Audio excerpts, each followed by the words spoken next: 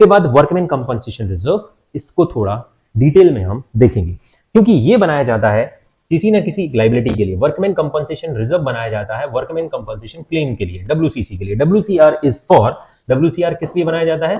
For workman compensation claim के लिए।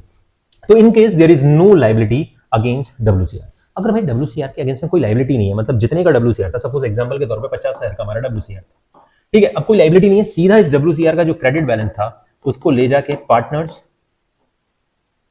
Capital account में ट्रांसफर कर दो, पार्टनर्स कैपिटल अकाउंट, खत्म। ठीक है, तो डब्ल्यूसीआर की रिक्वायरमेंट नहीं थी, तो ये फ्री रिजर्व हो गया, इसके ऊपर कोई लाइबिलिटी नहीं थी। इन case the amount liability is less than the amount of WCR.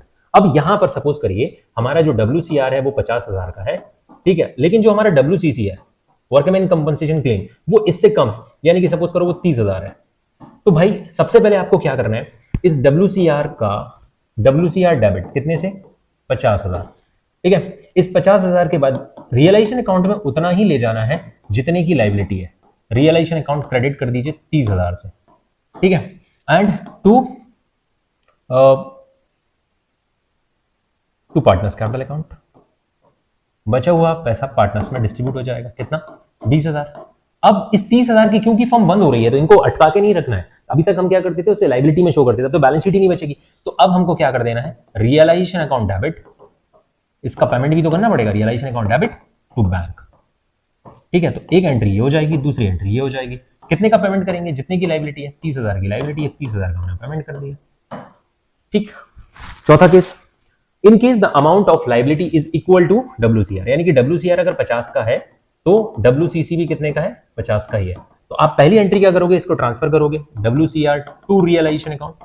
Realisation account में इसको ट्रांसफर किया आपने, कितने से ट्रांसफर किया? 50,000 से, और इस 50,000 का बाद में क्या कर दिया? पेमेंट कर दिया। तो एंट्री क्या हो जाएगी?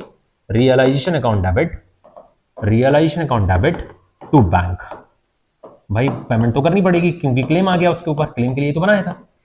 ऐसे in the case amount of liability is more than the amount of WCR.